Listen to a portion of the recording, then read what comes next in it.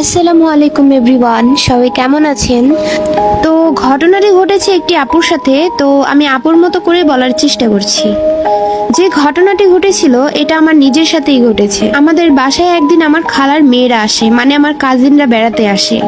আমাদের বাসায় 2টা রুম ছিল, তাই আমাদের ঘুমানোর মতো পর্যাপ্ত জায়গা ছিল না।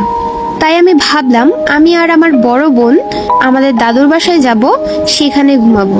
আমি আগেই বলে রাখি যে আমার দাদুরা 4 তলায় থাকতো, ছাদের সাথে, এবং আমাদের যে এলাকা সেটা অনেক নীরব। আমাদের দাদুর বাসাটা খুবই পুরনো ছিল।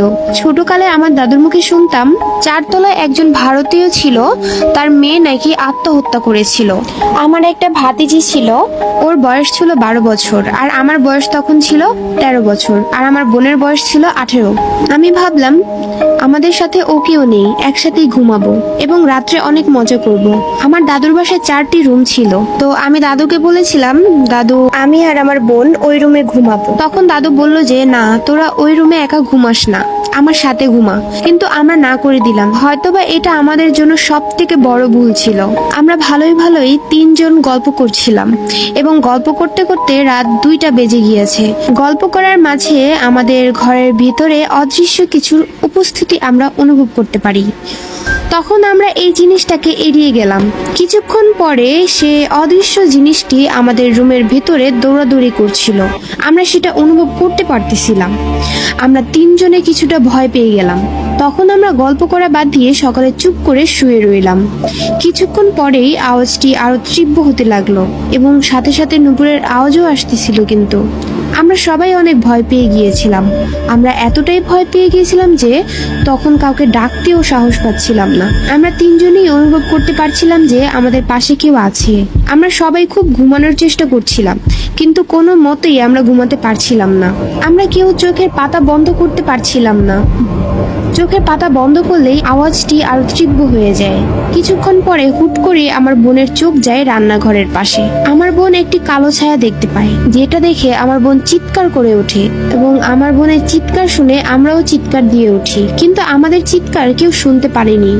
কারণ হচ্ছে আমাদের দাদুদের বাসাটা খুবই বড় ছিল এবং রুমগুলো খুবই দূরে দূরে ছিল, আর সকালে গভীর ঘুমে মগ্ন থাকায় আমাদের চিৎকার কেউ শুনতে পায়নি। তখন আমরা 3জনই বসে পড়লাম, একে অপরকে টাইট করে ধরে রাখলাম এবং আমার ভাতিজির কাঁদো কাঁদো অবস্থা। আমার বোনের খুব খারাপ অবস্থা ছিল, কিন্তু আমার বোন আমাদের বুঝতে দেয়নি, কারণ তিনি বড় ছিল। উনি যদি ভয় পেত তাহলে আমরা দুজনও ভয় পাবো, সে ভেবে তিনি নিজে ভয় পেয়েও আমাদের বুঝতে দেয়নি। আমাদের খুব কষ্ট করে সামলাচ্ছিল। আমাদের মনে হচ্ছিল যে আমাদের দরজায় কেউ জোরে জোরে ধাক্কা দিচ্ছে। মনে হচ্ছিল এখনই বুঝি গেটটা ভেঙে ফেলবে। এবার যেন আমাদের ভয় আরো বাড়তে থাকে। এবার আমার বোন সাহস করে ফোনের ফ্ল্যাশ লাইটটি জ্বালায়, আর আমার ভাতিজিও খুব জোরে জোরে কান্না করতেছিল, আর কান্নার সাথে সাথে সে আওয়াজটিও আরো তীব্র হয়ে উঠছিল। এক পর্যায়ে আমার ভাতিজা বেহুশ হয়ে পড়ে গেল এবং তা দেখে আমি আর আমার বোন খুবই জোরে একটা চিৎকার দিই। আমরা এতই জোরে চিৎকার দিই যে আমার দাদু এবং আমার চাচা চাচি দৌড়ে আসেন এবং সেই সাথে সাথে আমিও বেহুশ হয়ে পড়ে যাই। সকালে জ্ঞান ফিরলে দেখি আমাদের আম্মু আব্বু এবং দাদু এবং আমার চাচা চাচি আমাদের পাশে বসে আছে। এর আগে আমার বড় বোন আমার দাদুকে সব ঘটনা খুলে বলে এবং আমার দাদু তা শুনে একজন হুজুরকে ডাকায়। হুজুর আমাদেরকে তাবিজ এবং পানি পড়া দিয়ে যায়, আর আমাদের এই রুমে আসতে বারণ করে দেয়।